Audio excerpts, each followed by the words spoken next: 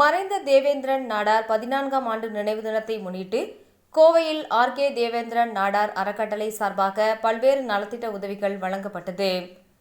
தேவேந்திரன் நாடார் அவர்களின் 14ஆம் ஆண்டு நினைவு நாளை முன்னிட்டு ஆர்.கே. தேவேந்திரன் நாடார் அறக்கட்டளை சார்பாக தேவேந்திரன் நாடாரின் சொந்த ஊரான தூத்துக்குடி மாவட்டம் மார்த்தாண்டப்பட்டியில் உள்ள தேவேந்திரன் நாடார் நினைவு மண்டபத்தில் ஏழை எளிய மாணவர்களுக்கு கல்வி உதவித்தொகை, சீருடை, இலவச தையல் இயந்திரம், மாற்றுத்திறனாளிகளுக்கு உபகரணங்கள் மற்றும் அன்னதானம் வழங்கப்பட்டது.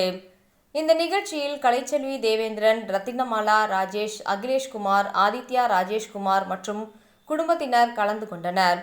இதன் தொடர்ச்சியாக கோவை ரத்தினபுரி அலுவலகத்தில் அமைந்துள்ள அவரது உருவப்படத்திற்கு பொதுமக்கள் மற்றும் முக்கியஸ்தர்கள் மலர் தூவி அஞ்சலி செலுத்தினர்.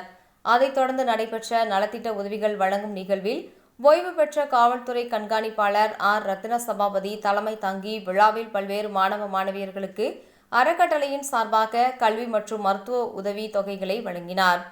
மேலும் அநேக முதியோர் இல்லங்கள் மற்றும் அரசு மருத்துவமனைகளுக்கு மதிய அசைவ உணவு வழங்கப்பட்டது.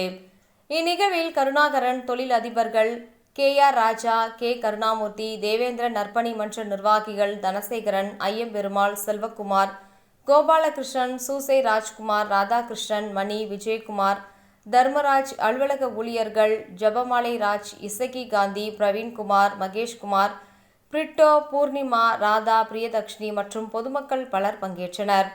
நிகழ்ச்சிக்கான ஏற்பாடுகளை டிரஸ்ட் அறங்காவலர்கள் கலைச்செல்வி தேவேந்திரன், ரத்தினமாலா ராஜேஷ், அகிலேஷ்குமார், ஆதித்யா ராஜேஷ்குமார் ஆகியோர் செய்திருந்தனர்.